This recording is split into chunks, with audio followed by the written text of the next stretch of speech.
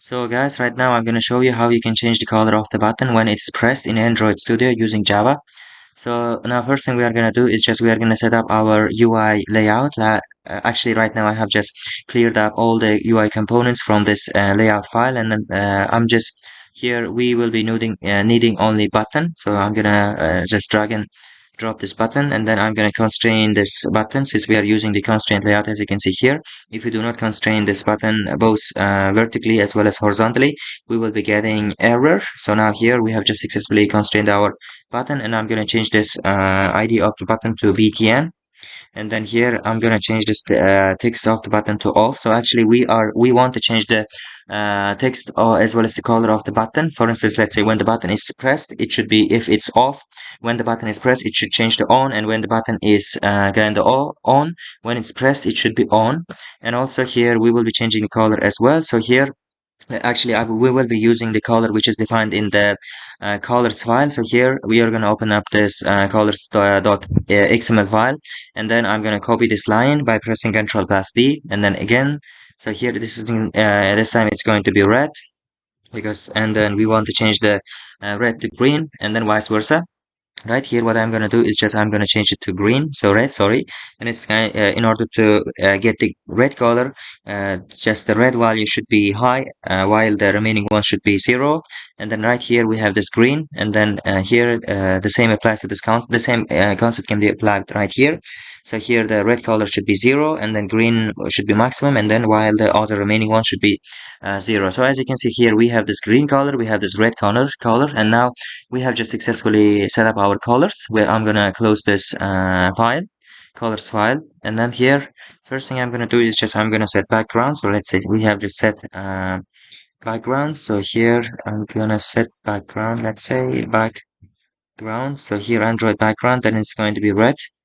So here as you can see, but now it's saying the ID is saying the red color has been set successfully, but as you can see the color of the button hasn't changed.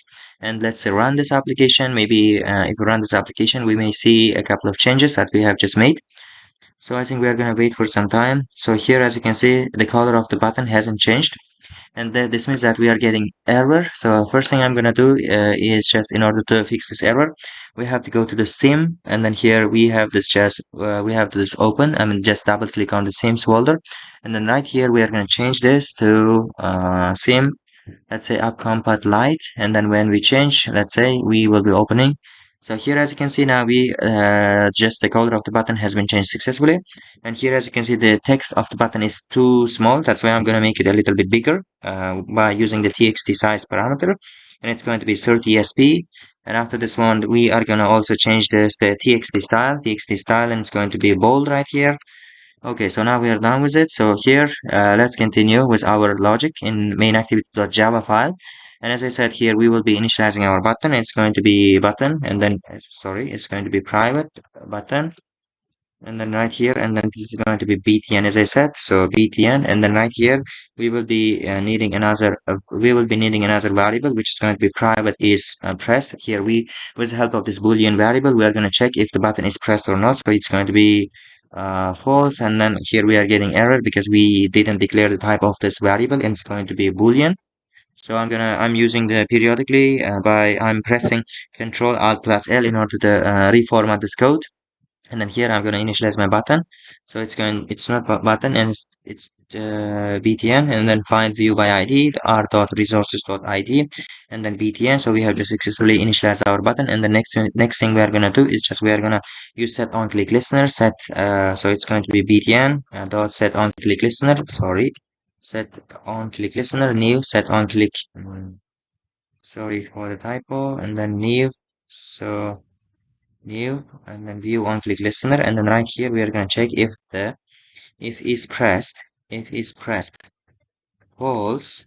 If it's pressed false, in this case what we are going to do is just we are going to change the color of the button. For instance, we say btn dot set background color, and in this case get resources. So get resources get color, and dot, here we say r dot id dot so colors.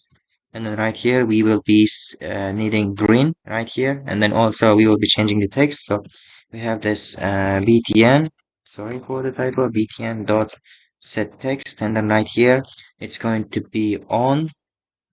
Okay, so I think here we are also missing a parameter. So as I said, yes, right here.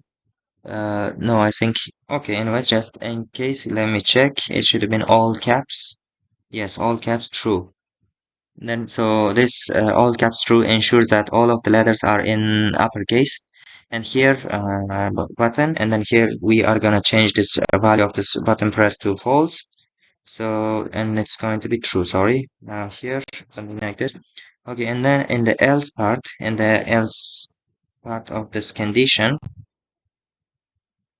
I'm gonna just copy this. I'm gonna copy this, and then right here I'm gonna paste it, Control Alt L, in order to format the code. And then right here it's not going to be green, and then this time it's going to be red. So here, and then it's going to be off. When the button is red, it should be off, and we are gonna change this value to false.